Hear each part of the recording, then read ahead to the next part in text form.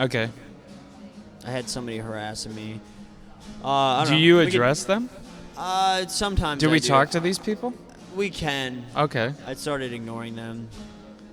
They can hear everything we say. Can they? Yeah. Wow. Even when they're not logged on a computer, they can still hear us talking. That's amazing. We're actually their schizophrenia. That's what we do here. We create schizophrenia. We send these signals and imagery. That's why I picked this background of the molecules to really get in their head on a cellular level. It'll take years of therapy and Scientology, installment payments, and a lot of Nam-myoho Renge Kyos and salt baths to get it out. Wow. But now they're aware. Wow. So this channel of illusion is creating progress. I think it is. I think it's some might say that maybe we should all be a little schizophrenic, Well, hell, how do you know what is and what's not? Like, couldn't we be hallucinating all of this right now and later and before? I certainly am. No, you're freaking me out, man. Tell me I'm a hallucination? I think so. Then I have to be unstable because you're unstable? I am stable. Okay. Stable hallucination. I'm quite stable. There are multiple things measuring me at the moment, and therefore I exist.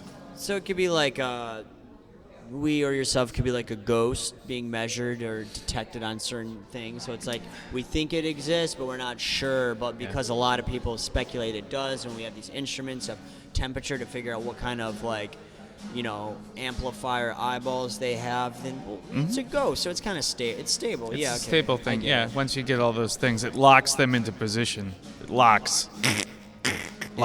But so the key to it, do you think the key to expanding the mind or solving an issue or whatever, do you think the key is unlocking stability to a degree? Yeah, you got to break. So, like, if you broke all of these things, then I might not be here, but then I could be anywhere.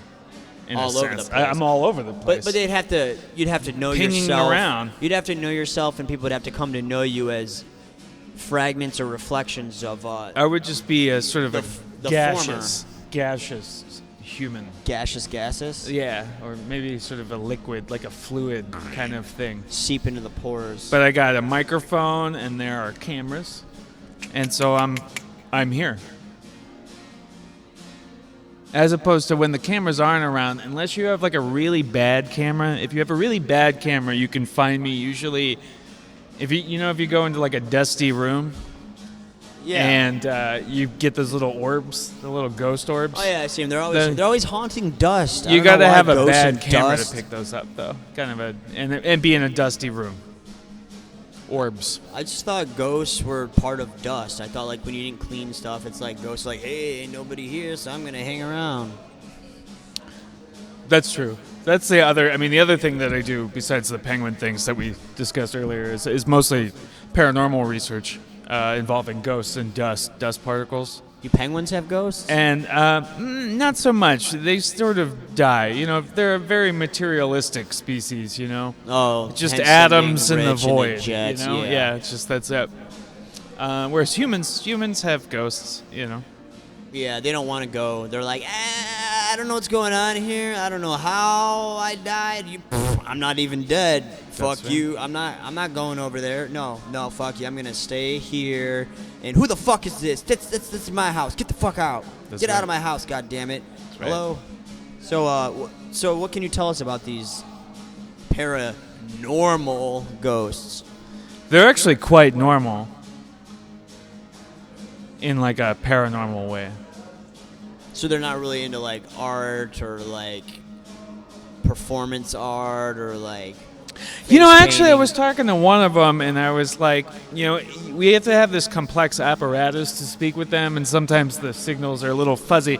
But I talked to one, and he said, actually, a lot of what we consider haunting is just sort of performance art, actually. Oh. Yeah. So they are kind of artists in their own way. Ghosts have a lot of free time, and human beings create things in their free time, and much like that, sort of ghosts. But most of that involves tormenting the living. Kind of it's more of a, like, I guess, a social experiment for them, or what are they? Right.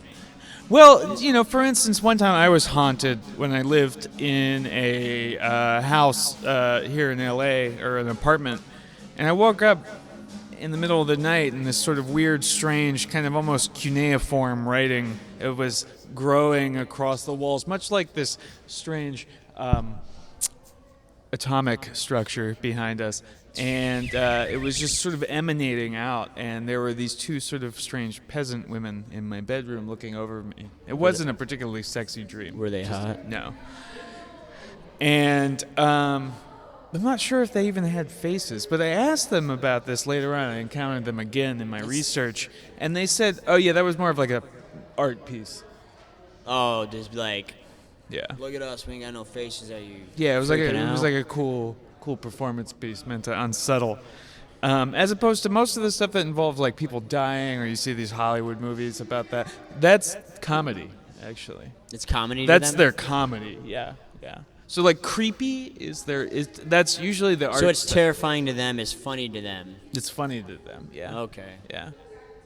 Might be terrifying to us. You get a different kind of aesthetic sensibility once you die.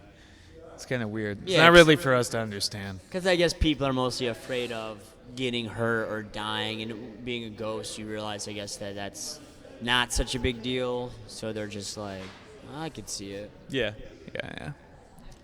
What about? Took us a while to figure that out.